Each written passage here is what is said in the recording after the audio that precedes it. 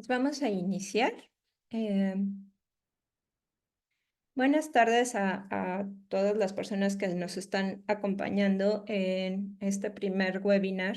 Vamos a iniciar de una serie de webinars que hemos preparado desde el espacio Nuestro Futuro, Nuestra Energía, que es un espacio conformado por diferentes organizaciones de la sociedad civil en colaboración con académicos, sindicatos, cooperativas y personas de la sociedad civil interesadas en los temas de energía y que hace un año lanzamos una primera serie de conversatorios en torno al tema de energía y hoy nuevamente queremos continuar en esta serie de conversaciones con este webinar que es el primero de una serie de 5 sesiones que vamos a estar transmitiendo de aquí hasta febrero de 2025 a través de diferentes redes y del canal de YouTube de Nuestro Futuro, Nuestra Energía. Esta primera sesión es sobre transición energética, una mirada crítica en el contexto de cambio de gobierno. Y en esta primera sesión nos estarán acompañando el doctor Luca Ferrari y el maestro Juan Arellanes.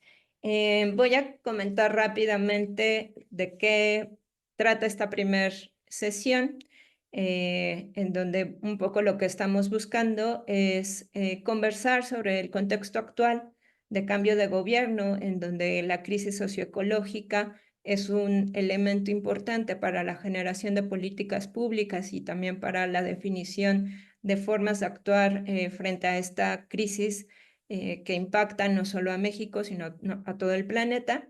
Y en este contexto queremos conversar desde una mirada reflexiva y crítica a este paradigma de transición energética que se coloca desde hace unos años como un paradigma predominante, pero que también desde algunos sectores ha venido siendo criticado, analizado, y lo que queremos hoy es entender también los intereses geopolíticos y los alcances reales que hay en México para una transición energética de cara a este cambio de gobierno, en donde pues el perfil de la presidenta nos parece que también podría darnos pistas para una transición energética que pueda tener un avance más contundente en este sexenio. Entonces, ese es el tema que nos convoca el día de hoy. Y bueno, pues antes que nada, agradecer a nuestros expositores bueno, que nos estarán compartiendo sus reflexiones y el trabajo que han hecho en los últimos años también en este tema. Pero también agradecemos al público que se está conectando a través de Facebook de corazón y que bueno, y al público que también nos estará viendo posteriormente a través de YouTube. Entonces, bueno, voy a presentar a los ponentes. Tenemos al doctor Luca Ferrari, que voy a dejar de compartir. Okay. Tenemos al doctor Luca Ferrari, que es doctor en Ciencias de la Tierra por la Universidad de Milán, con postdoctorado en la UNAM, donde se incorporó en 1995. Actualmente es investigador titular C en el Instituto de Geociencias de la UNAM, en el campus Juriquilla. Es investigador nacional nivel 3, miembro de la Academia Mexicana de Ciencias y fellow de la Geological Society of America. Ha sido presidente de la Unión Geofísica Mexicana y en 2015 obtuvo el premio Universidad Nacional en la categoría de investigación en ciencias exactas. Actualmente es uno de los coordinadores del Programa Nacional Estratégico sobre Transición Energética del CONACYT. Por su parte, el maestro Juan Arellanes es licenciado en Geografía y maestro en Planeación Urbana por la UNAM. Es doctorando en Seguridad Internacional en la Universidad de Anáhuac de México. Se encuentra trabajando una tesis doctoral sobre seguridad energética global y cuenta con una experiencia de 24 años en docencia y en consultoría en análisis territorial y urbano. Es analista geopolítico en diferentes programas de radio, Desde 2008 se desempeña como coordinador académico de área y como profesor de geopolítica en la licenciatura en Relaciones Internacionales de la Universidad de Anáhuac en México. En 2011 fundó el Centro Anáhuac de Investigación en Relaciones Internacionales. Actualmente coordina el Centro Interdisciplinario Anáhuac de Energía y Sostenibilidad. Pues a ambos muchas gracias por estar en este primer webinar. Y bueno, la mecánica de participación va a ser, empezaremos con una primera ronda de intervención, en donde pues un poco la idea es que empecemos a colocar el contexto actual del tema de energía en este cambio de gobierno, y después una segunda ronda, cada uno va a tener 10 minutos en esta primera participación, y una segunda ronda también de 10 minutos, donde queremos conversar un poco sobre qué habría para los próximos años, qué alternativas tienen ustedes, qué pendientes hay, qué desafíos, propuestas, etcétera, ¿no? Entonces, le voy a dar primero la palabra a Juan Arellanes para que nos pueda compartir desde su expertise como especialista en temas de geopolítica sobre la situación global de las disputas por la energía, las tendencias, y pues también hacer una especie de perspectiva de posibles escenarios a futuro en este contexto de este paradigma de transición energética, considerando también pues las tendencias que existen a favor de este paradigma, pero también las que son críticas. Entonces, pues te cedo la palabra, Juan. Bienvenido. Muchas gracias, Alejandra. Muchas gracias por esta invitación. Siempre es un enorme honor compartir mesa con un gran amigo como es Luca Ferrari. Y me parece que estas intervenciones pueden complementarse bastante bien. Es la ventaja de que nos conocemos bastante bien y sabemos en lo que se especializa cada uno.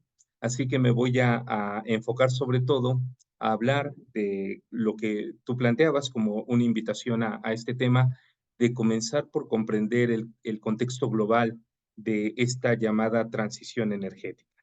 De hecho, podríamos comenzar por cuestionar el propio término, la propia idea de la transición energética, en el sentido de que desde mi punto de vista y desde el punto de vista de muchos analistas, en realidad la humanidad no conoce la transición energética. Lo que la humanidad como especie y como civilización ha hecho a lo largo de los milenios es acumular nuevas formas de acceder a recursos energéticos que va transformando en fuentes de movimiento, luz, calor, para activar mecanismos, instituciones, tecnologías que le permiten este desarrollo civilizatorio, pero en realidad la humanidad nunca ha renunciado a ninguna de las fuentes energéticas que ha descubierto, que ha podido acceder dentro de su existencia en este planeta. Seguimos utilizando la fuerza muscular de los animales, seguimos utilizando la leña de los árboles, seguimos utilizando carbón, seguimos utilizando gas natural, petróleo, seguimos utilizando lo que hace 70 años se decía que era la energía del futuro, la energía nuclear, y por supuesto las llamadas energías renovables, que en realidad son infraestructuras de desarrollos tecnológicos que captan las energías dispersas del viento y del sol, son un nuevo agregado a estas energías que utiliza la humanidad como especie y como civilización desde hace milenios. Desde ese punto de vista, hablar de una transición energética eh, tiene una serie de complicaciones, una serie de suspicacias, en el sentido de que no hay ningún registro histórico de que la humanidad haya abandonado alguna fuente de energía. Lo que sí podemos anticipar es que estamos sumergidos en medio de una enorme crisis civilizatoria, sencillamente porque la civilización humana es tan compleja, está tan interconectada, tiene una escala geográfica de alcance global y somos tan dependientes de ella en todos los sentidos, en el sentido alimentario, en el sentido de salud, en el sentido del comercio, en el sentido del abastecimiento, que no tenemos energía suficiente para sostenerla en el largo plazo. Entonces, de lo que estamos hablando en realidad es de una crisis energética de insostenibilidad para poder mantener a la civilización global. Y esto evidentemente plantea la pregunta de con qué energía y de qué fuentes vamos a poder mantener una civilización futura, independientemente de la escala, de la forma, de la complejidad que tenga esta civilización. Y ese desafío frecuentemente se asume como un tema, como un problema técnico de transición energética. La mayoría de las veces se plantea que se trata de una transición de energías fósiles o predominantemente fósiles a energías renovables, pero como veremos a continuación, en realidad la humanidad sigue siendo profundamente dependiente de los combustibles fósiles. Aunque tengamos un conocimiento amplio de las inmensas inversiones en infraestructura de energía renovable que se han instalado, sobre todo en los últimos 20 años, en las 2 décadas del siglo XXI que llevamos, eh, seguimos viviendo en un sistema energético en donde más del 80% de toda la energía consumida está conformada por carbón, petróleo y gas, y de forma predominante el petróleo es el precursor de todo el sistema energético en el sentido de que sin la versatilidad del petróleo para poder extraer carbón y gas, no podríamos acceder a estos otros recursos. El petróleo sigue siendo central, el petróleo sigue siendo fundamental a escala global y me gustaría, entrando de lleno al tema geopolítico, compartir un mapa que he estado trabajando en los últimos años y que intenta sintetizar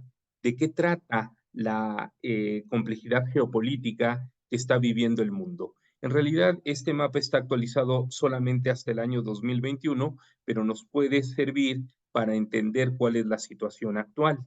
De una manera que pretende ser un poco didáctica, en el mapa se observa el continente euroasiático junto con buena parte del continente africano y se observan dos elipses, una elipse negra y una elipse roja. Y estas elipses sobrepuestas coinciden pues en una proporción bastante grande y es bastante curioso porque la elipse roja hace referencia a la zona más conflictiva del mundo. La mayoría de los eventos de violencia, de las guerras, incluyendo las guerras civiles, de todas las formas de conflicto que predominan en el planeta, la inmensa mayoría se da dentro de la elipse roja, una región que grosso modo identificamos como el Medio Oriente, Asia Central, la región, la cuenca del Mar Caspio, el Cuerno de África, buena parte de África, del norte de África y de la península de Anatolia, incluyendo la porción más oriental de Ucrania. Por otro lado, podemos ver una elipse negra en donde identificamos la mayor proporción de reservas de gas y de petróleo en sus formas convencionales con las que funciona la civilización a escala global. Y esta sobreposición de ambas elipses de ninguna manera es una mera coincidencia. Se trata en realidad de que la disputa por el petróleo y el gas implica el poder militar, la violencia, los conflictos justamente si nosotros tratamos de entender grosso modo la dinámica que está rigiendo las relaciones de poder en el mundo, podemos podemos identificar que la mayor potencia global, por lo menos en términos militares, quizás ya no en términos económicos, sigue siendo Estados Unidos, y Estados Unidos, siendo una enorme potencia localizada fuera de Eurasia, en realidad ha logrado establecer un sistema internacional hegemónico basado en los flujos de petróleo y gas provenientes de esa región marcada dentro de la elipse negra. Es decir, básicamente controlando los flujos petroleros y gaseros provenientes de Asia Central y de Medio Oriente, es que Estados Unidos tiene el poder suficiente para ejercer su hegemonía. En los extremos oriental y occidental de Eurasia podemos identificar dos de las zonas industrialmente más desarrolladas del planeta, Europa Occidental y Asia-Pacífico, que son al mismo tiempo dos de las regiones que más energía consumen y funcionan industrialmente precisamente a partir del flujo de combustibles fósiles provenientes del centro de Eurasia. Y el gran conflicto geopolítico que experimenta la humanidad en este momento es que ante el evidente fracaso de la hegemonía estadounidense, que viene experimentando un proceso de decadencia desde hace muchas décadas, algunos dicen que desde hace 50 años, desde la década de 1970, ha habido un proceso de construcción de alianzas en Eurasia que está planteando un desafío muy grande a la hegemonía estadounidense. Este, eh, este sistema de alianzas tiene como protagonistas centrales a los dos gigantes euroasiáticos, a Rusia y a China, que están excelentemente posicionados para acceder a los recursos energéticos de las reservas convencionales de gas y petróleo señaladas en la elipse negra, y esa es la razón por la que hay un tercer asociado en estas redes euroasiáticas, que es Irán, un país absolutamente esencial en el proyecto del nuevo sistema internacional que quieren tejer Rusia y China, conectando Eurasia por medio de un sistema de infraestructuras y que coloquialmente se conoce como la nueva ruta de la seda. Este es básicamente el proyecto de una hegemonía comercial y económica china en el continente eurasiático. Todos los conflictos que vemos en los diarios, en las últimas semanas, en los últimos meses, incluso me permito decir en los últimos años, tienen que ver directamente con la competencia abierta y cada vez más militarizada entre el decadente proyecto hegemónico estadounidense con sus aliados europeos de la OTAN y con Israel como un pivote esencial militarista en Medio Oriente, frente a un nuevo orden internacional que se está tejiendo mediante una alianza de Rusia, China, Irán y algunos otros estados de gran relevancia como Corea del Norte, como India, como Pakistán y muchos más de la región euroasiática. Tenemos que entender que esta disputa por la energía global nos permite entender los niveles desbordados de violencia que está experimentando la humanidad y en principio, hasta que no se resuelva esta disputa por la hegemonía, es difícil pensar en escenarios de paz. Los escenarios más violentos, como puede ser la guerra en la Franja de Gaza, los bombardeos de Israel contra Líbano, este intercambio militar entre Irán e Israel y, por supuesto, la guerra en Ucrania, se explican alrededor de la disputa por el control de estos flujos energéticos. He llegado al límite de mis 10 minutos, me encantaría profundizar en estos temas, pero quisiera concluir diciendo que la mejor forma de comprender la energía es que la energía es poder y la disputa por las formas convencionales de energía fósiles como son el gas y el petróleo son una disputa por el poder y por el orden hegemónico internacional. Gracias. Gracias a ti, Juan. Muy completa este primer análisis que nos estás planteando de la situación global, como nuevamente vemos que este elemento energético está detonando también otro tipo de conflictos que nos llevan precisamente a esto que se viene nombrando desde hace tiempo de una crisis múltiple, ¿no? En donde los elementos también de guerra y de los conflictos armados también están generando y agudizando estas múltiples crisis, ¿no? Entonces es muy interesante escuchar también cómo esta disputa por el gas y el petróleo están también generando un nuevo orden internacional, ¿no? En ese contexto, pues también es muy interesante reconocer que al final del día México como un país vecino de Estados Unidos que se ve en este contexto también de crisis interna que le está generando perder la predominancia en el planeta, pues también genera efectos en nuestro país, sin duda, ¿no? Entonces, pensando en este primer saque que ya planteó Juan Arayanes, le preguntaría a Luca Ferrari que nos pueda también contar un poco más sobre el contexto de México desde la 4T que se ha planteado toda esta situación de soberanía energética, preguntar qué se necesita para avanzar en un plan de transición energética desde esta propuesta de soberanía energética, ¿no? Considerando todo esto que ya ha comentado Juan Arellanes sobre el contexto de cambio de un nuevo orden internacional que está también en gran medida dibujado desde la disputa energética, ¿no? Entonces, Luca, te pasamos los micrófonos. Sí, Adelante. muchas gracias. Voy a presentar también unas diapositivas, un poquito más que Juan, porque yo hablo menos por cada diapositiva. Creo que es importante ampliar también un poquito el panorama. Está muy bien ver la parte geopolítica porque siento que en México muchas veces somos un poco parroquianos, discutimos mucho la política interna, pero no nos damos cuenta de que somos parte de este conjunto global, ¿no? Pero también yo quiero partir de un punto de vista muy claro, que es que el sistema actual, el sistema, digamos, que podemos definir la civilización industrial y particularmente el sistema extractivista capitalista no es sostenible. O sea, desafortunadamente se tiende a ver la sostenibilidad en términos de cambio climático y entonces, bueno, cuántas emisiones de CO2 y plantear la transición como un cambio tecnológico, pero eso es como tener anteojos frente a todas las crisis que tenemos que hacen, como decía Juan, una crisis civilizatoria. Esa gráfica que tenemos aquí a la izquierda es lo que se definen como los límites planetarios. Es un concepto que la ciencia ha identificado a partir ya de hace como 15 años, donde se identificaron 9 umbrales por encima de los cuales la Tierra se vuelve inhabitable.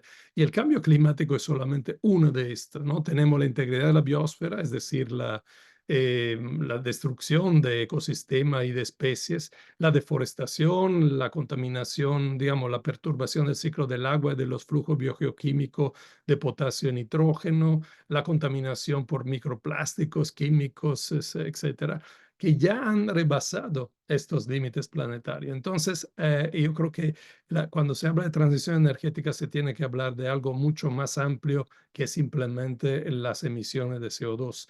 Y por otro lado, también no es sostenible este sistema del punto de vista energético y material, porque pues cada vez nos cuesta más producir energía. Una cantidad creciente de los barriles de petróleo, de metros cúbicos de gas que estamos extrayendo, la necesitamos reinvertir en el sector energético para obtener esta energía. Y entonces tenemos como rendimientos decrecientes y la energía neta que podemos utilizar para la sociedad, para la economía, es cada vez menos. Eso implica evidentemente también un mayor impacto ambiental porque tenemos que ir a lugares cada vez más lejanos, aguas profundas o hacer técnicas muy invasivas como la del fracking, del fracturamiento hidráulico. Lo mismo pasa con las materias primas, con la minería, por ejemplo, que es fundamental para toda la infraestructura de aprovechamiento de las energías renovables. Entonces, la minería, a medida que disminuye la concentración del mineral, y esto siempre pasa porque vamos primero con los yacimientos más ricos, con mayor metal, a medida que disminuye la concentración, la ley mineral, como se dice, va aumentando de manera exponencial el consumo de energía porque tenemos que remover y procesar volúmenes crecientes de roca para obtener la misma cantidad. No solo energía, sino también aumenta el consumo de agua.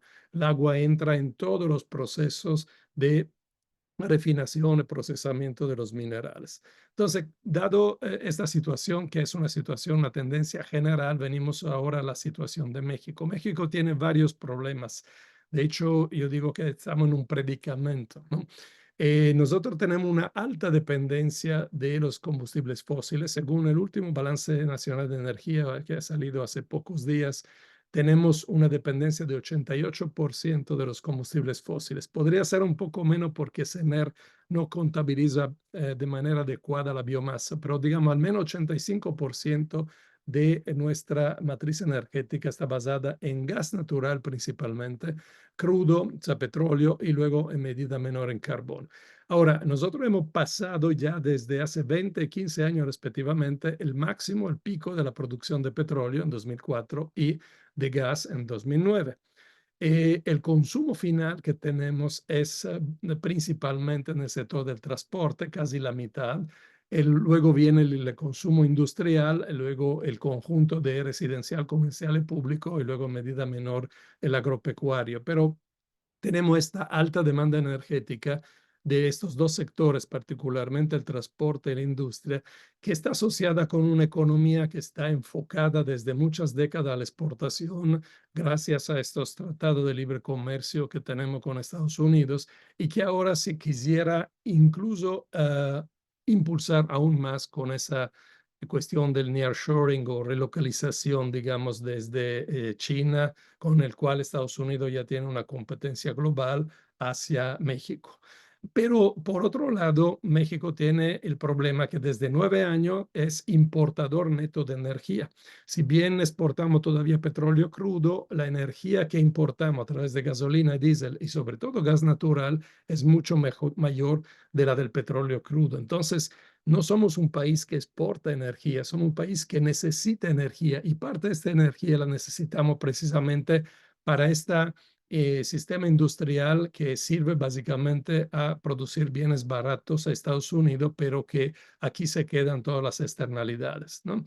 Y en particular, el problema principal es la importación del gas natural. Tenemos una importación brutal de gas natural de Estados Unidos, hecho con fracking. Perdón, gas fósil, yo sé que el gas natural no le gusta el término, pero bueno, en la jerga energética se habla de esto. Pero importamos casi el 70% del consumo actual de gas y con este gas hacemos el 63% de la electricidad. Ahora, el tercer problema mayor que tenemos es la gran inequidad en el consumo de energía. No es una novedad, digamos, eso pasa en todo el mundo, pero particularmente en México y en América Latina. Hay 28 millones de personas que cocinan con leña en fogones abiertos, 10 millones no tienen acceso adecuado a la electricidad, 40 millones, según los estudios, viven en pobreza energética, es decir, no tienen suficiente energía como para tener una vida digna. Y tenemos, por otro lado, que el decil más rico de la población consume y emite también 10 veces más que el decil más pobre de la población. Tenemos el problema del costo socioambiental de los megaproyectos fósiles. Eso no es una novedad, pero lo dramático es que desde 2018 las emisiones de Pemex subieron casi 49%, no solo de CO2, también la de dióxido de azufres, que se ligan principalmente a la refinación y que hacen que México sea el cuarto país a nivel mundial con esas emisiones que son muy tóxicas, particularmente, como repito, en el caso de las refinerías o de la termoeléctrica. Y eso provoca una contaminación local más allá del cambio climático. Y luego tenemos una serie de sitios contaminados, pasivos ambientales que nunca han sido compuestos, digamos, remediados. Pero también los megaproyectos de fuentes renovables tienen un gran impacto socioambiental. ¿Por qué? Porque al ser energías muy diluidas necesitan grandes extensiones de territorio y pues lo que ha sucedido no solo en el Istmo de Tehuantepec, también en Yucatán y otros lugares, que estos grandes parques eólicos y solares chocan con el uso tradicional del territorio por parte de las comunidades. Existe también un nuevo impulso a la minería, porque la minería es fundamental para toda la industria de la renovable, y hay además una fuerte presión para acelerar la integración energética económica con Estados Unidos a través no solo de gasoductos que permiten a Estados Unidos de vender el excedente temporal de su producción de gas shale, sino también corredores industriales, la expansión de la actividad minera, proyectos turísticos como todo lo que es el sureste, que han documentado de una manera muy elocuente los geocomunes. Y con respecto a esto de la dependencia cada vez mayor con Estados Unidos, yo creo que es muy importante lo que comentó Juan, y yo me ligo ahí porque ese declive lento del imperio americano nos va a probablemente afectar en el mediano y largo plazo. Como decía Juan, hay varios problemas para que Estados Unidos pueda mantener su supremacía global. Para empezar, a nivel energético, sus reservas de energía están menguando. El shale, prácticamente el petróleo y gas de Lutida, es lo último que le queda. Y muchos dicen que en 2025 va a tocar su máximo de producción. Pero Estados Unidos, con el 4%, 5% de la población, consuma casi el 20-22% de la energía debido al estilo de vida de una parte de su población, pero también al enorme gasto militar y a la presencia en 156 países con 750 bases militares. Por otro lado, es un país que se ha desindustrializado con el outsourcing a China y ahora está tardíamente tratando de paliar con esto del nearshoring, por ejemplo. Tiene un déficit gubernamental y una deuda total más grande del mundo, que esto solo se pudo dar con el privilegio exorbitante, como decía Giscard d'Estaing, del señoraje del dólar, es decir, el hecho que el dólar ha sido adoptado después de la Segunda Guerra Mundial como la moneda de intercambio de todos los países y entonces también la moneda de reserva de los bancos centrales. Sin embargo, como también lo comentaba Juan, el dólar está siendo abandonado, aunque de manera lenta, como divisa de intercambio internacional y reserva. Esto a raíz del surgimiento de los BRICS, que ahora se están ampliando a otros países. Acabamos de tener un meeting en Rusia, en Kazán, donde más de 20 países ya se han aliado. Una alianza económico-financiera que por lo pronto está tratando de evitar el dólar como moneda de intercambio y tener una interconexión económica dentro de Eurasia y incluso con algunos países de América Latina. Y con respecto al poderío militar, que es el otro pilar, digamos, de la supremacía de Estados Unidos, bueno, hay que decir que mientras se trataba de países relativamente pequeños, Estados Unidos podría manifestar su supremacía, aunque así no ha ganado ninguna guerra realmente. Ha dejado países en el caos como en Irak, en Somalia, en Libia, en Siria, en Afganistán y ahora en Ucrania, lo que es realmente una guerra por procura entre Estados Unidos, la OTAN y Rusia, prácticamente están perdiendo. Entonces, con esto quiero decir que nuestra asociación tan estricta con Estados Unidos puede ser realmente negativa en el mediano y largo plazo. Viniendo un poco más a las posibles políticas que debería perseguir México, yo creo que evidentemente tenemos que hacer cuenta con el hecho que ya no somos un país petrolero y necesitamos hacer una política que reduzca los consumos energéticos. Pero empezando con las cosas más concretas, yendo a cosas, digamos, más general, yo creo que, por ejemplo, se tendría que reformar la política fiscal y el subsidio energético. Los subsidios energéticos tendrían que ir solamente y realmente a la población que lo necesita y no en general a ser regresivo, porque en algunos casos se subsidian cosas que aprovechan más los ricos que los pobres.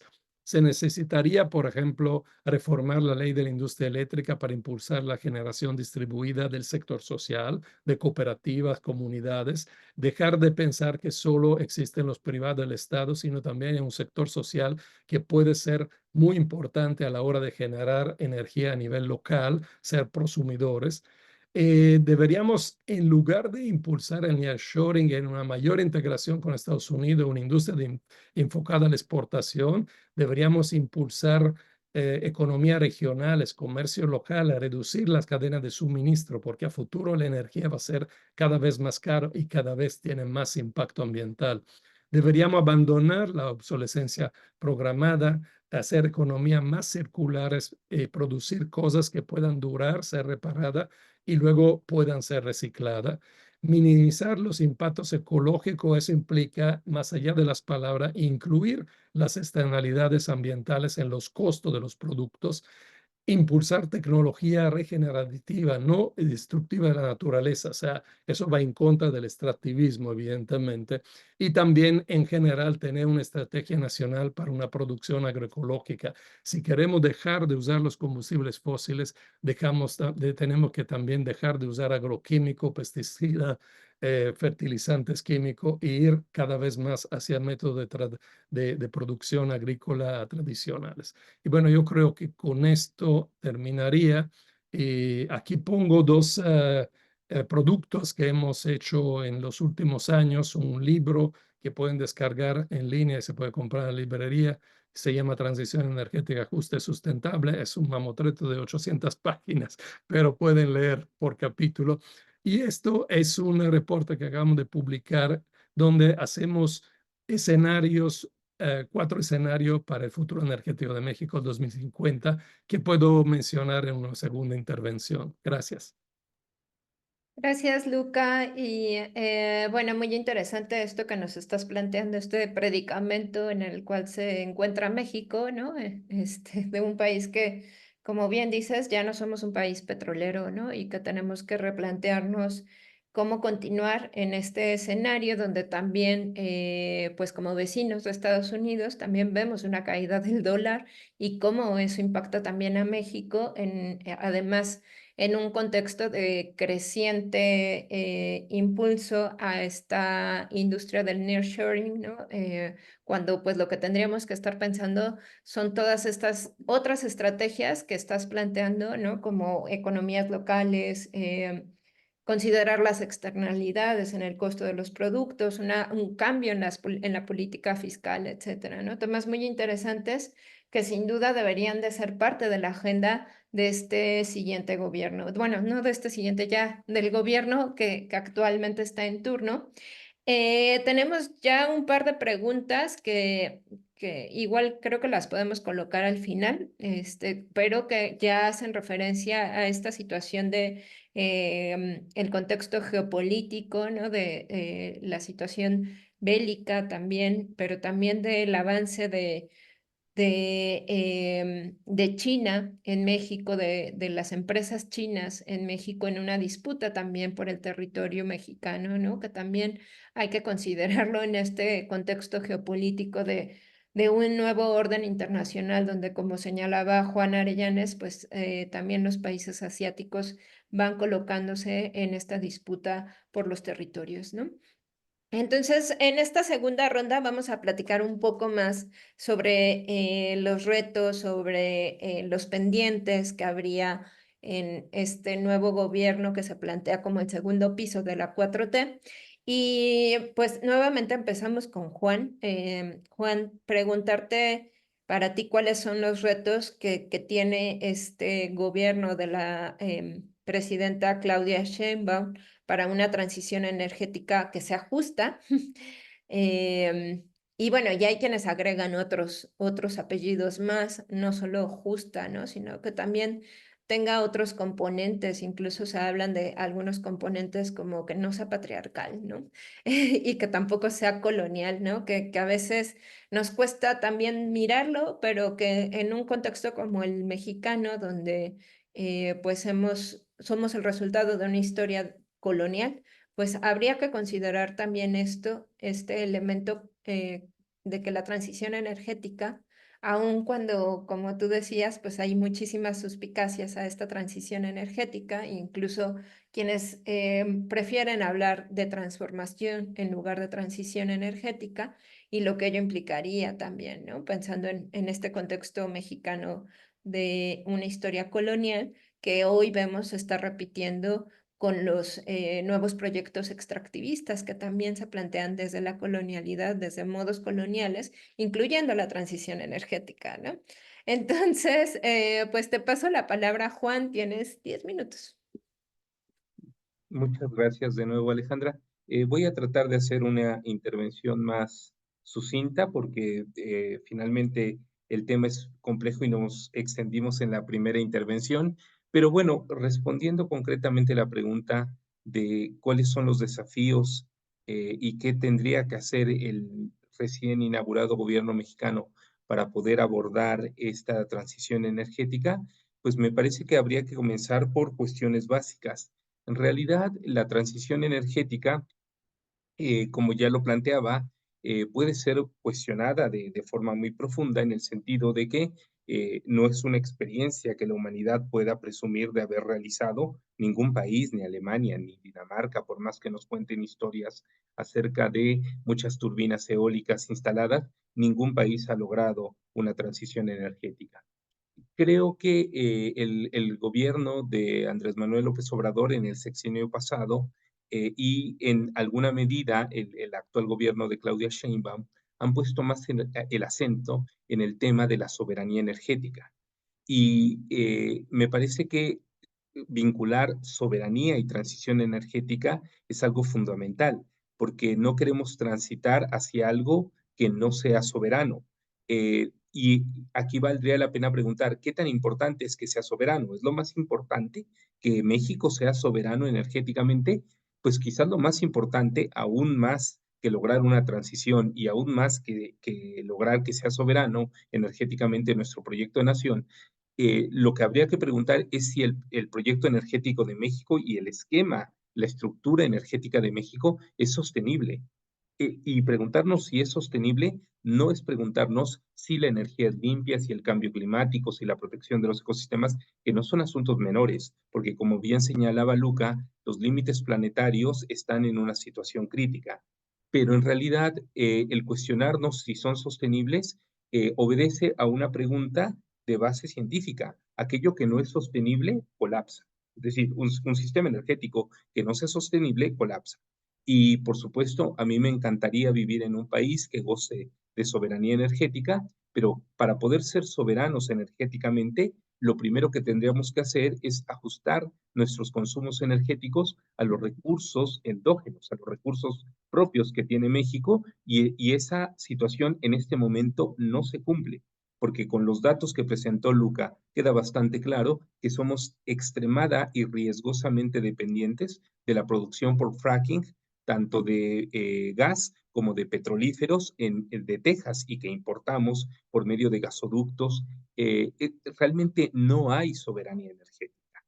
Y si no hay soberanía energética y el sexenio de López Obrador ha pasado muchos años haciendo fuertes inversiones en Pemex, muy, muy fuertes inversiones en Pemex, sin que haya levantado la producción, una producción que sigue estancada en alrededor de 1.7 millones de barriles al día, quiere decir que la geología y la termodinámica nos están indicando claramente que la producción de combustibles fósiles en México no va a crecer mucho más. Así que pensar en un futuro energético implica preguntarnos cuál es el uso más sabio, más sostenible y más justo que podemos hacer del petróleo y del gas que nos queda. Tenemos que preguntarnos eso. Antes de preguntarnos si puede haber una transición energética con lo que tenemos y que sabemos que viene declinando y que va a declinar si se detienen las inversiones e incluso si continúan las inversiones, la geología va a terminar por imponerse y va a seguir declinando la producción nacional de petróleo. ¿Qué vamos a hacer? ¿Para qué lo vamos a utilizar? Y a mí me parece que seguir quemando petróleo es la forma más estúpida de utilizar. El petróleo es una sustancia increíblemente versátil a la que se le pueden dar usos mucho más valiosos que quemarlo como combustible para el transporte. Así que en realidad pensar en una soberanía energética y en una transición energética demanda pensar en el proyecto de nación, en el tipo de desarrollo que se quiere para el país. Si es un desarrollo atado al crecimiento, dependiente de la inversión extranjera directa, de la conexión a cadenas de suministro transnacionales, a una dudosa hegemonía estadounidense, pues de nada nos sirve ese proyecto energético de nación. En cambio, si nosotros pensamos en definir claramente cuál es el uso más racional, más sostenible y sobre todo más beneficioso para la población mexicana que le podemos dar a nuestros recursos naturales, ahí sí estamos apuntando sensatamente al mejor uso que le podemos dar a nuestra riqueza natural. Pero por otro lado, la pregunta que queda en el aire es cómo logramos que esa transición, si le queremos seguir llamando así, se ajusta. Y lo que tenemos que tomar como punto de partida es que la estructura energética nacional en este momento no es justa. No se trata únicamente de que la transición sea justa. sino de que lo que ya existe sea justo. Y como sabemos, existe una enorme población mexicana viviendo en pobreza energética, viviendo en condiciones verdaderamente indignas, cocinando en cocinas de leña que producen enormes enfermedades entre la población rural.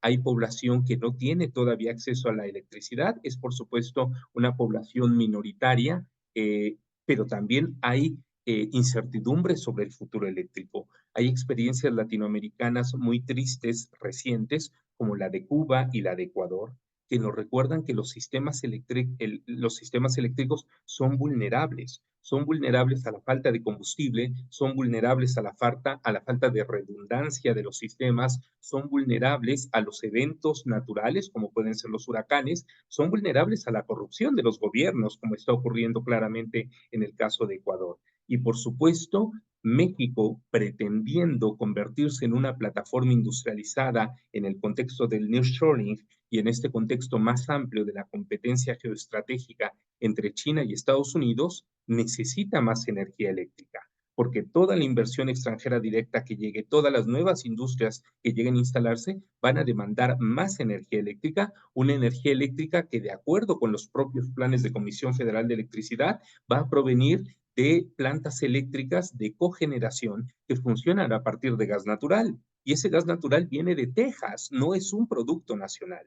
Si, como bien ha planteado Luca, el fracking y los recursos obtenidos de los yacimientos de shale, posiblemente, si no en 2025, antes de 2030 van a empezar un proceso de declinación, México no puede apostar por el gas de Texas y por los petrolíferos de Texas como un recurso seguro que le va a dar seguridad y sostenibilidad al sistema energético futuro. Por lo tanto, considero que los desafíos son extremadamente grandes, sobre todo considerando los enormes problemas financieros, técnicos y sobre todo de agotamiento de yacimientos convencionales que tiene Pemex por nuestra elevada dependencia hacia Texas, hacia nuestro vecino del norte en general, y sobre todo porque sigue predominando una idea de que la inversión extranjera directa va a solucionar el problema del desarrollo nacional. Me parece que tenemos que ser bastante críticos y sobre todo, más que críticos, muy realistas sobre los recursos con los que realmente cuenta nuestro país y cuál es la mejor forma de utilizarlos. Y yo no tengo la menor duda de que hay una deuda histórica con las comunidades, con las poblaciones, con los excluidos, que tendría que solventarse antes de estar pensando en otro tipo de fantasías como un sistema basado en energías renovables que además alimenta el nearshoring y que si nosotros hacemos los números, en realidad no alcanzaría la energía generada por renovables para poder alimentar un sistema industrial. Aquí dejo mi intervención. Muchas gracias, Juan. Sí, sin duda los desafíos son enormes, ¿no? Creo que algo fundamental que has colocado en esta intervención es precisamente el replantearse el desarrollo, ¿no? Este paradigma también de desarrollo que está totalmente atado a una idea de crecimiento económico que siempre es exponencial, ¿no? Y que no considera precisamente los límites materiales del planeta, ¿no? Entonces ese es un gran reto, un gran desafío que está planteado, creo que no solo para México, sino para todo el planeta, ¿no? Cuando tenemos casi 200 años en este paradigma de crecimiento exponencial, donde las deudas sociales y las deudas climáticas van en incremento, ¿no? Y hay una total insensibilidad y una negación a mirar estos impactos, ¿no? Sociales, ambientales que ya estamos viviendo, ¿no? Y que se reflejan de forma más aguda en la crisis climática, ¿no? Luca, pensando en este planteamiento que se va colocando de las crisis climáticas, ya lo comentaban ustedes dos, ¿no? También el tema de la crisis de la biodiversidad que estamos viviendo, ¿no? Y podríamos hablar de muchas otras crisis que vivimos como sociedad. Em, Preguntarte, ¿qué demandas en el contexto de que próximamente será la COP29, esta cumbre de cambio climático que busca de alguna forma hacer planteamientos internacionales para revertir el avance de esta crisis climática, y que México ha tenido en los últimos años realmente una participación bastante disminuida. Sin embargo, bueno, vemos que como una posibilidad de este gobierno, sobre todo como decía al inicio, con el perfil de Claudia Sheinbaum, que incluso en su momento fue parte del panel intergubernamental para el cambio climático, pensar desde la academia, desde el trabajo que has hecho en CONACYT, ¿qué demandas crees que deberían de incluirse en este contexto de la COP29 de cambio climático desde la sociedad civil? Y un poco, pues también pensando, también que nos pudieras compartir un poco también de los retos y desafíos y a lo mejor de las propuestas que ustedes también han trabajado desde CONACYT. Ya nos presentabas hace un rato estos dos materiales que trabajaron desde CONACYT, y a lo mejor aquí un poquito más este boletín que sacaron de futuros energéticos para México hacia el 2050, que me parece una propuesta muy interesante, que sería igual interesante que nos pudieras compartir un poco sobre ello. Entonces te paso la palabra, Luca, igual 10 minutos. Muy bien, gracias. Mira, en efecto, ese es el gran tema. O sea, el cambio climático no es que yo quería minimizarlo cuando dije que hay otros 6 límites planetarios. Sin embargo, se está tratando de avanzar en ciertas agendas aprovechando el cambio climático, que son agendas del norte global prácticamente. En ese sentido, yo creo que es muy importante tomar en cuenta que hay una deuda histórica de los países occidentales, porque si uno ve esta gráfica que pongo aquí a la derecha, estos son las emisiones a partir de 1750, digamos, de la revolución industrial hasta la fecha, y podemos ver que Europa Occidental, principalmente Inglaterra y parte de Europa Occidental, y luego Estados Unidos, tienen una responsabilidad histórica porque han emitido probablemente el 70-80% de toda la CO2 que se ha emitido del mundo industrializado. China actualmente empieza a ser uno de los países que más emite, pero es solamente en tiempos recientes. Entonces, esta deuda histórica es un poco lo que los países del sur global a veces en las COP tratan de decir, usar como argumento para decir los países occidentales que ya se acabaron su carbón, que ya se acabaron su petróleo y gas. Europa Occidental prácticamente ya no tiene nada. Estados Unidos va muy avanzado en esto. Ahora quieren que nosotros no usemos estos combustibles fósiles que, por otro lado, han sido lo que ha permitido el desarrollo acelerado de estos países, ¿no? Entonces, ese es un tema que definitivamente se tiene que poner dentro de cualquier negociación de la COP. Y yo creo que México debería unirse a los países del sur. Particularmente, por ejemplo, ha sido una demanda, ¿no?, de Ecuador o de Colombia en particular, que decían, ok, quieren que nosotros desarrollamos más energías renovables, pues, y dejemos el petróleo que tenemos en el subsuelo. Bueno, tienen que financiar ciertas partes, ¿no?, ciertos desarrollos. El otro tema que también es muy importante es la desigualdad a nivel de global, donde sabemos por la Oxfam que el 50% prácticamente de las emisiones son responsabilidad del 10% más rico, y al revés, el 50% más pobre solo emite el 10%. Entonces, esta cosa de la desigualdad actual y de la desigualdad histórica son temas que tienen que ser tomados en cuenta en las COPs, aunque obviamente hay una resistencia por parte de los países ricos en ese sentido, porque son ellos que deberían reducir mucho su consumo energético y por ende sus emisiones. El otro tema que yo creo que hay que tomar en cuenta cuando se habla de la COP, incluso en los propios escenarios del IPCC, muchas veces se proponen soluciones para las emisiones netas cero, es decir, lo que se llama tecnología de emisiones negativas, donde seguimos emitiendo, pero capturamos o incrementamos ciertas formas de captura naturales de la CO2. Y eso realmente es lo que se llama también geoingeniería. Son una serie de tecnologías que realmente no dan los frutos que prometen, al igual de el despliegue masivo de fuentes renovables. Lo dijo ya en parte Juan.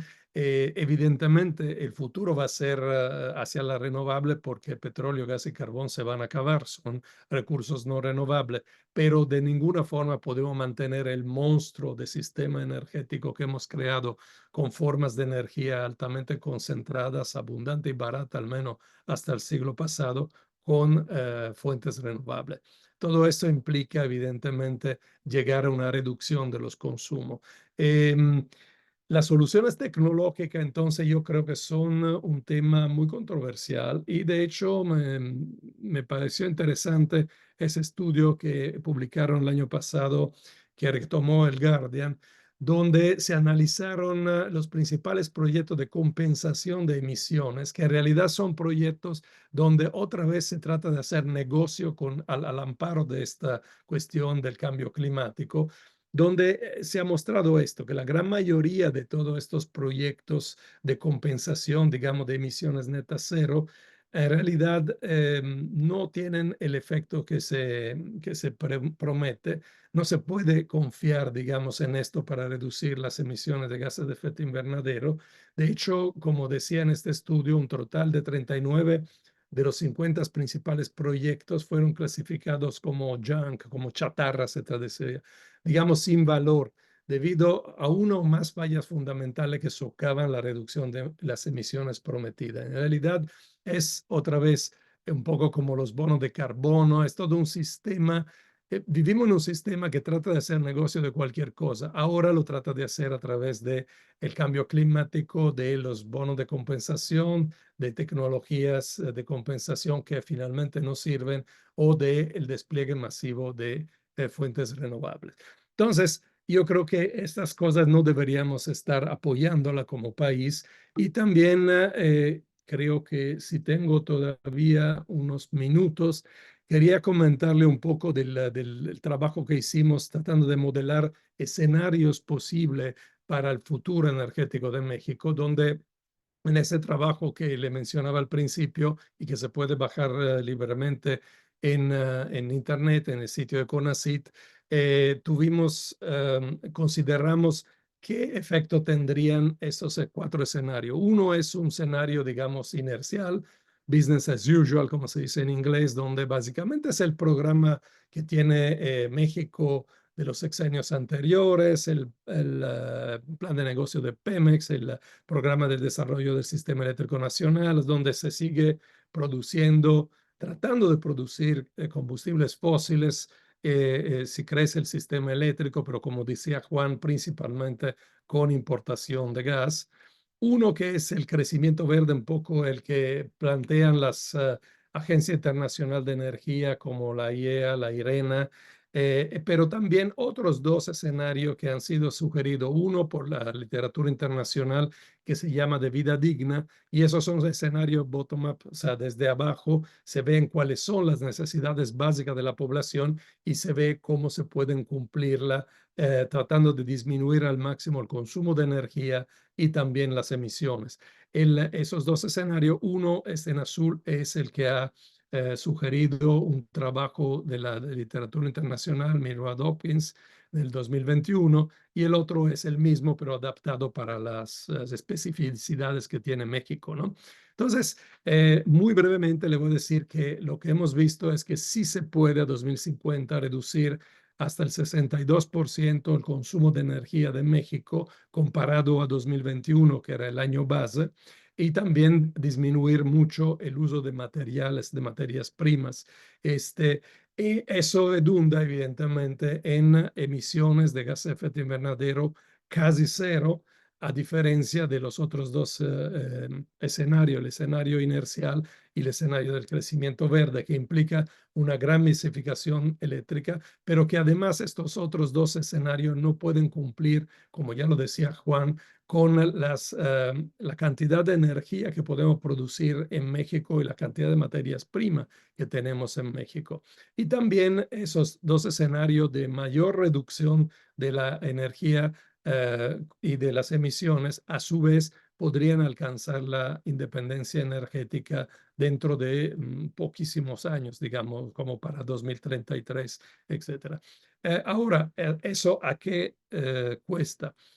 Se implica evidentemente un cambio radical del sistema, enfocar la economía nacional a las necesidades prioritarias básicas de la población, alimentación, salud, educación, y no al nearshoring, a la exportación de bienes, pero sobre todo necesitamos hacer una redistribución muchísimo más ecua del consumo de energía.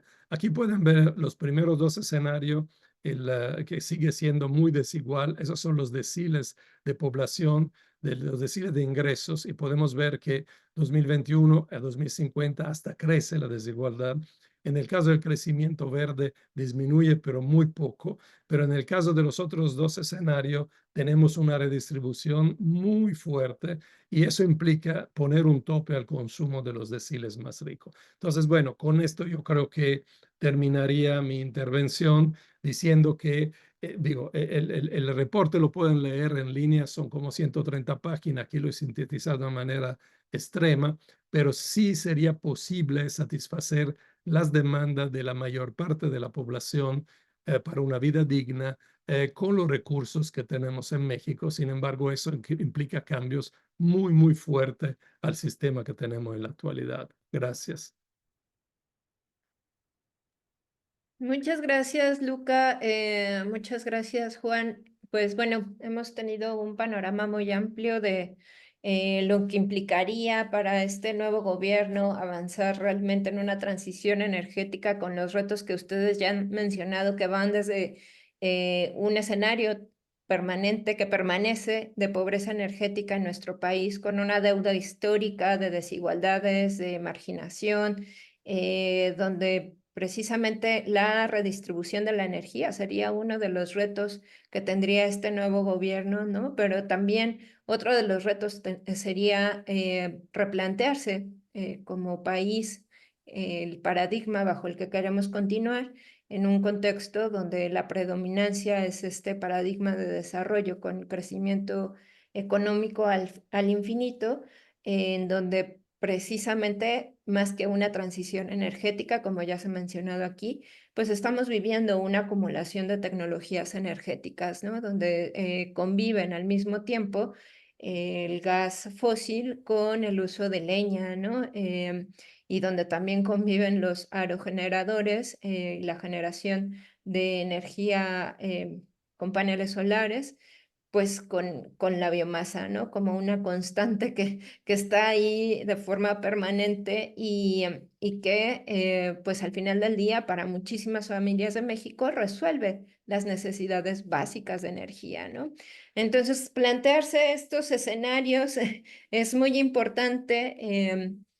Considerando además todo esto que han mencionado del declive inminente de los combustibles fósiles, ¿no? Y de nuestra creciente dependencia a los combustibles fósiles importados de Estados Unidos, ¿no? Entonces, pues bueno, hay varias preguntas que quisiera ir leyendo. De entrada, preguntaba Arturo Garrido cómo se vincula el conflicto actual entre Rusia y Ucrania con el tema de posesión de fuentes de energía en la región mencionada por Juan, y les mandan saludos.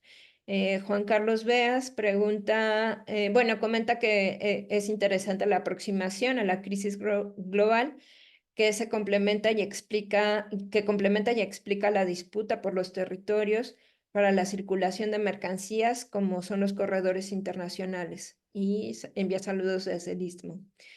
¿Qué opinan de la presencia creciente de China en el control de los puertos de América Latina? que implica la visita de Xi Jinping, espero haberlo pronunciado bien, a Perú, y la inauguración del megapuerto de Chancay.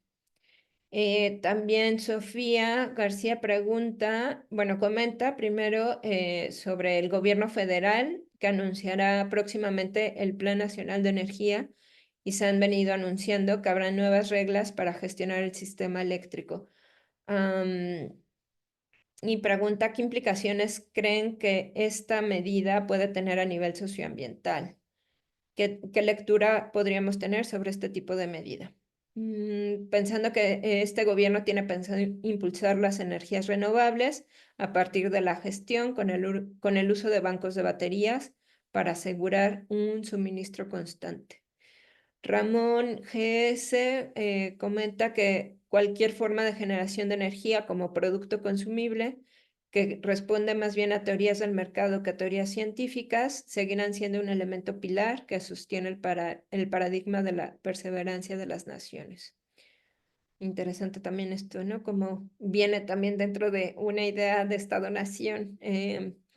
La producción y consumo de la energía debe escapar al paradigma de nación y ver el planeta como un solo cuerpo de producción energética, y el reparto energético debería de ser justo, respondiendo las características y necesidades de cada geografía. Y bueno, mandan otros saludos. No sé si quieren contestar, comentar sobre estas preguntas. ¿Quién quiere tomar primero la palabra? Juan.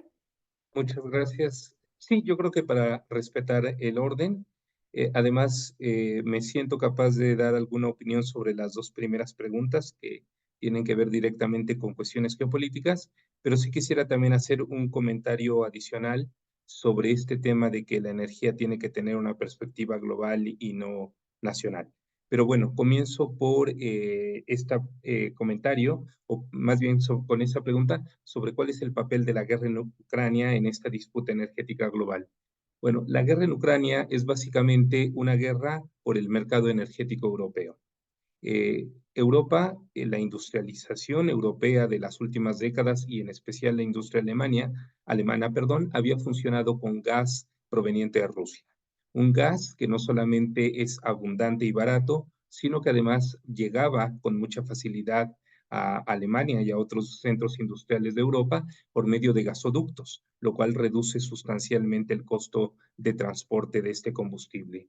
Estados Unidos empezó a acumular un excedente de gas proveniente de los recursos shale obtenidos mediante el fracking, y aunque saturó a la frontera norte de México con gasoductos, lo que entre otras cosas nos hizo profundamente dependientes del gas tejano, se dio cuenta de que el mercado europeo podía ser una gran oportunidad para el exceso de gas que tenía Estados Unidos, pero con la salvedad de que hay que meter el gas en buques cisternas para cruzar el Océano Atlántico. Y esto multiplica por 5, algunos analistas dicen que por 8, el precio del gas que actualmente llega a Alemania. El resultado es que con la guerra en Ucrania se rompe el vínculo energético entre Rusia y Europa. Europa queda sin acceso a los recursos energéticos baratos de Rusia. Ha intentado comprar gas shale estadounidense. Alemania particularmente ha invertido muchísimo en construir plantas de regasificación para recibir los buques cisternas de gas que vienen de Estados Unidos y poder seguir alimentando su industria. Estas infraestructuras son, además de costosas, muy tardadas de construir, y el resultado es que en este momento Alemania está experimentando una terrible crisis industrial. Alemania está en un franco proceso de desindustrialización. Estados Unidos había preparado todo un conjunto de leyes para atraer a la industria que iba a salir de Alemania al carecer de recursos energéticos baratos, y alguna otra parte de la industria alemana se está yendo hacia China. Dentro de poco, Alemania y el resto de Europa serán una región desindustrializada y empobrecida. Así que respecto a lo que comentaba Luca, de que era necesario, de que en el futuro era el norte global el que debía reducir su consumo energético, me parece que la termodinámica tiene caminos extraños de manifestarse, pero finalmente el norte global va a reducir sustancialmente su consumo energético en forma de desindustrialización. Respecto a la presencia de China en América Latina, particularmente en Perú, pero también en Bolivia, en Brasil, en Argentina, no se trata solo del gas, se trata de los minerales de los Andes, se trata de la soya producida en Paraguay, en el sur de Brasil, en la Pampa Argentina. China está ávida de recursos naturales. Y este contexto que hemos planteado de la decadencia hegemónica estadounidense me parece que a veces en Latinoamérica produce un cierto entusiasmo que América Latina pueda desligarse de Estados Unidos, pero ¿para qué? Para arrojarse a los brazos de China y para perpetuar un patrón histórico de un modelo de exportación primaria de recursos naturales sin valor agregado. Me parece que eso no tiene mucho sentido. Hay que ver lo que está ocurriendo en África. Durante las últimas 2 décadas se ha hablado del desembarco chino en África. Es cierto que la relación es distinta, es cierto que los chinos tratan con menos racismo a los africanos en comparación con el trato que recibían de europeos y estadounidenses, pero África está quedando nuevamente atrapada en un patrón de dependencia primario exportadora, solamente que ahora con un nuevo centro que ya no es Europa ni Estados Unidos, sino China. Entonces, América Latina tiene que tener mucho cuidado respecto a que esta transición hegemónica no sea simplemente un cambio de amo, convertirse en un tributario de un nuevo centro de acumulación a escala global. Y el comentario que quisiera hacer sobre que la perspectiva energética tendría que ser global y no nacional, me parece, de verdad lo digo con respeto, que es una perspectiva errónea, porque también podríamos decir que las perspectivas energéticas tendrían que ser locales y no nacionales y mucho menos globales. Me parece que hay una realidad global de la cual no podemos desentendernos ni desconectarnos, pero a final de cuentas los estados-nación siguen siendo un cierto reducto de soberanía frente a fuerzas de acumulación a escala global que es necesario no desestimar porque millones de personas dependen de la capacidad del Estado de desarrollar proyectos que justamente enfoquen los sistemas energéticos hacia la justicia, la soberanía y la sostenibilidad energética que tanta falta nos hace. Pero de la misma manera, también puede ocurrir que el Estado no respete los proyectos locales de energía y se puedan dar combates en el territorio, en las localidades, ante proyectos comunitarios que también tienen derecho a una soberanía local de la energía. Las escalas geográficas son algo complejo, pero me parece que pensar que sencillamente tiene que haber una utilización global de la energía me parece muy erróneo, empezando porque el proyecto mismo de la globalización difícilmente puede considerarse sostenible en términos energéticos. Esa sería mi intervención. Gracias. Muchas gracias, Juan. Luca, te pasamos la palabra para que Sí, contestes estas preguntas que han planteado. complementando un poco, porque Juan siempre es muy completo y elocuente. Solo quería agregar algo sobre la cuestión de Ucrania. Yo creo que hay un interés que va más allá de lo que ya mencionó Juan, que seguramente es cierto, pero es que Rusia tiene todavía grandes recursos energéticos y materiales y minerales.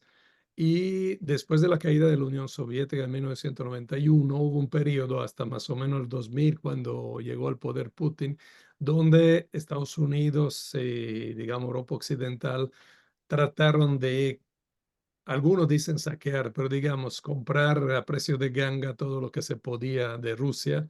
Y Rusia tenía una industria muy grande, y repito, tiene también recursos muy importantes todavía. En particular en Ucrania, hay recursos minerales importantes, hay litio, hay tierras raras, hay shale, si se quiere también explotar.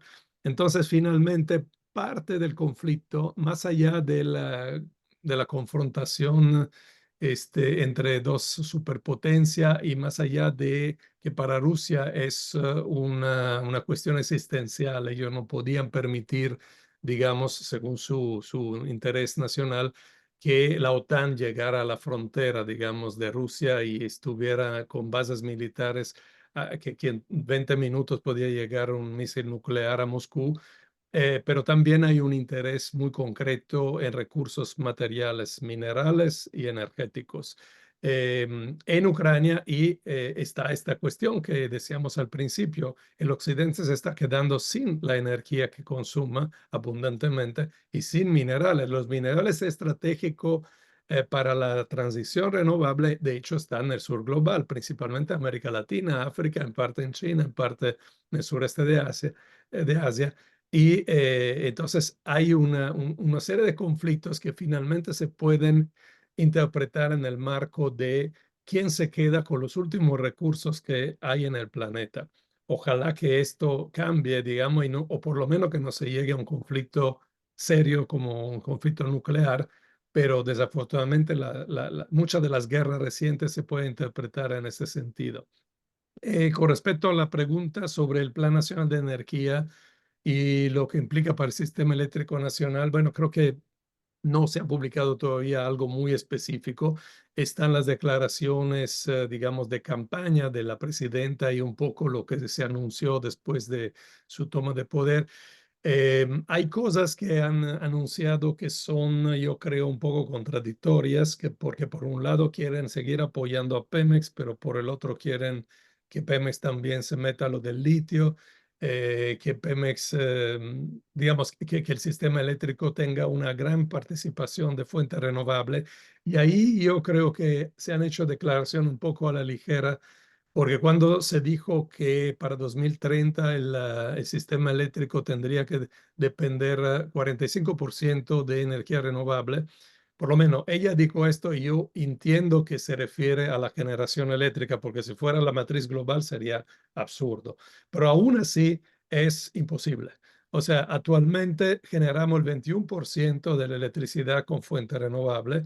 Las fuentes que pueden crecer son eólico y solar, porque la geotermia básicamente no puede crecer más que un poquitín. La hidroeléctrica tampoco puede crecer significativamente. Además, ha sido profundamente influida afectada por el cambio climático. Un dato que es muy serio es que el año pasado, 2023, la generación hidroeléctrica disminuyó 47%, casi la mitad, por la sequía, por la falta de fluido, por la falta de agua. Entonces, crecer más que el doble la componente renovable a través de programas de parque solar y eólico, que además se pretende que en buena medida sean del Estado, yo lo veo muy, muy difícil. Consideren una cosa: la mega central solar de Puerto Peñasco en Sonora, la que está construyendo CFE, ahora sí, va a producir 2.5 terawatt al año de fuente solar.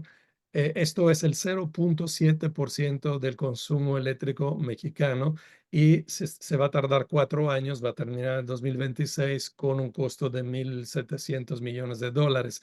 O sea, no hay la capacidad industrial, no hay el dinero y no hay el tiempo para subir tanto.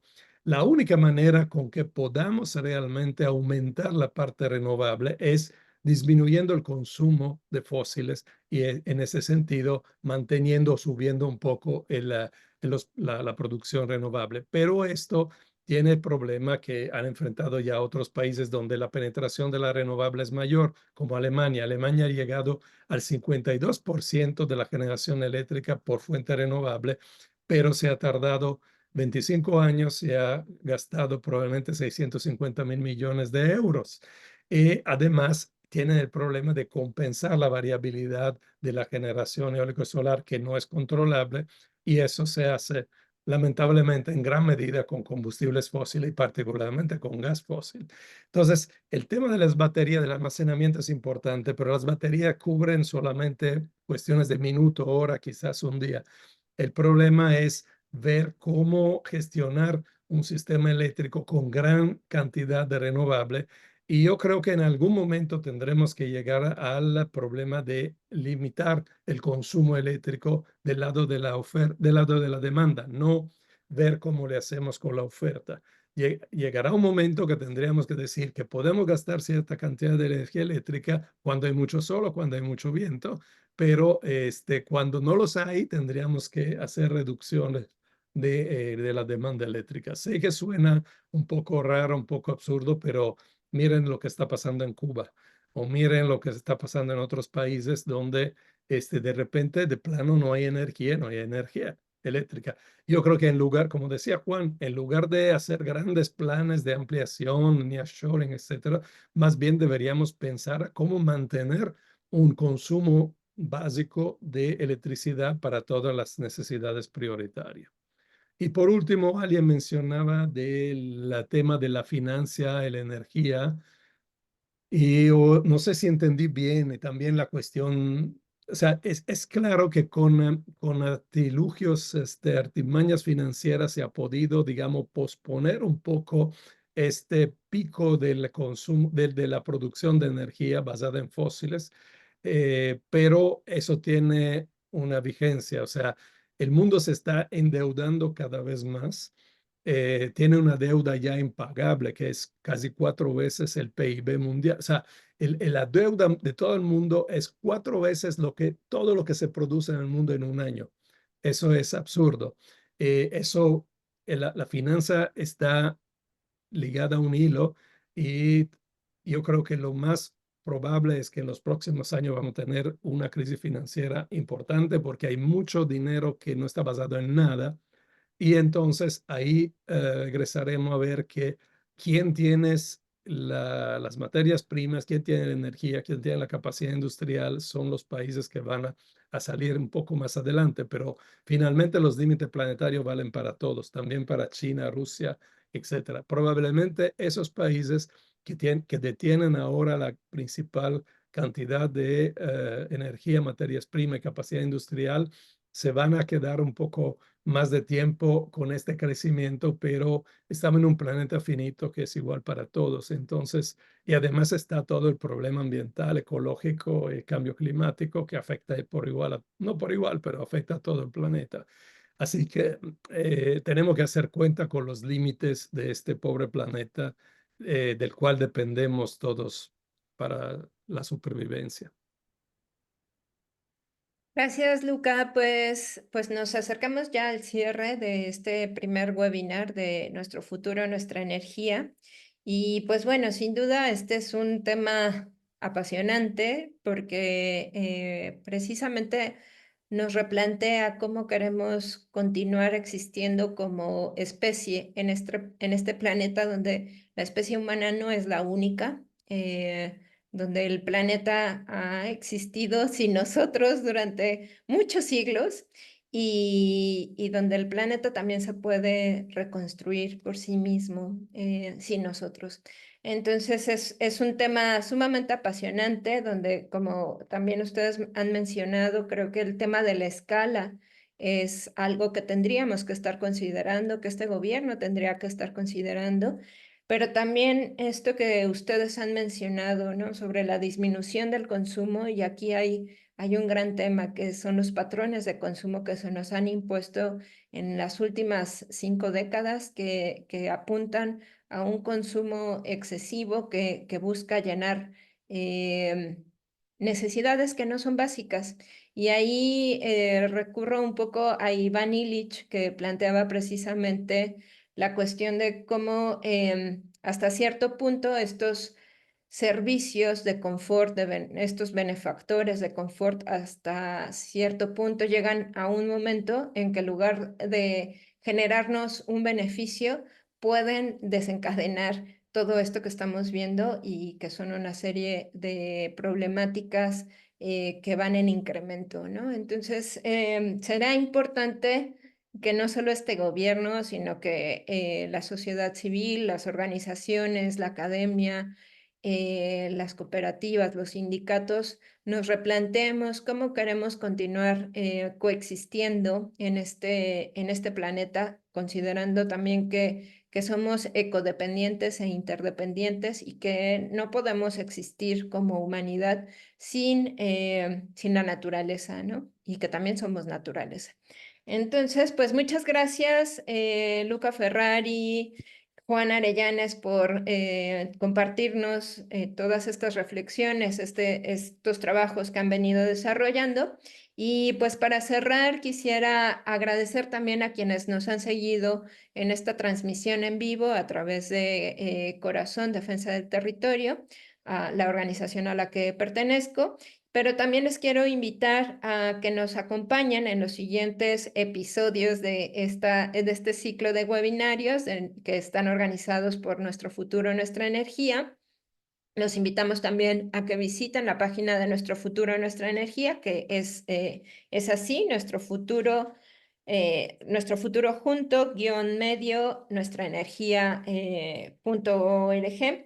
Y les comento que el siguiente webinar es sobre los impactos de la transición energética y las propuestas desde los territorios para enfrentar la crisis climática, que será el próximo lunes 11 de noviembre. Los siguientes webinars serán sobre gestión del agua el 20 de enero, sobre biodiversidad el 3 de febrero y el 17 de febrero cerraremos con el webinar relacionado con las alternativas. Entonces, bueno, pues seguiremos compartiendo estas reflexiones que nos parece son fundamentales de cara a este cambio de gobierno, de cara a estas múltiples crisis que estamos viviendo y de la necesidad de que todos hagamos algo, no solo por una transición energética, sino por una transformación socioenergética donde también estamos involucrados todos y cada uno de nosotros. Pues muchísimas gracias nuevamente y que tengan muy buena noche. Gracias. Bye, bye. Buenas noches. Buenas noches. Oigan, ya, perdón, ya terminamos. Déjenme también aquí.